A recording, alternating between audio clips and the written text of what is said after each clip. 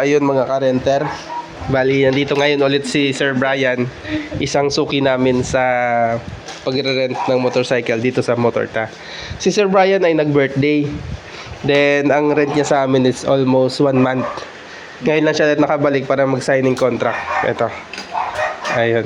So, on behalf sa Motorta, sir, happy birthday sa'yo. Ito po yung regalo namin sa'yo. Very much, sir. Salamat po. Pakibuksan, sir, baka kasya sa'yo. Pagpasensya mo na, sir, t-shirt lang na ibigay namin. Salamat, may regalo ko, sir. Wow! Ayan.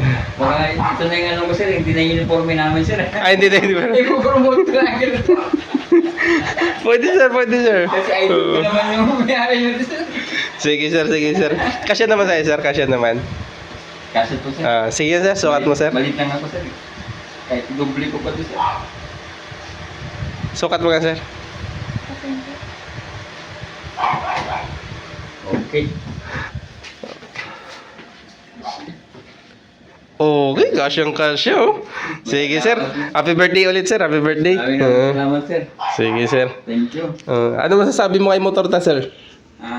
Sobrang satisfied po dahil sobrang accommodating, at mabait po silang, mabait po sila talaga yung mismong nag-assist sa akin. Dahil sila, sir, mabait po kayo. Kaya sabi ko yung sobrang blessed po ko dahil nakilala ko sila, dahil yung tiwala po nila, tiwala nila sa akin, hindi nawawala dahil siyempre alam naman nila na talagang lahat ng mga papag-usapan namin sa kontrata ay talagang dito pa rin po lahat. Ayun, thank you, sir. Thank you ulit.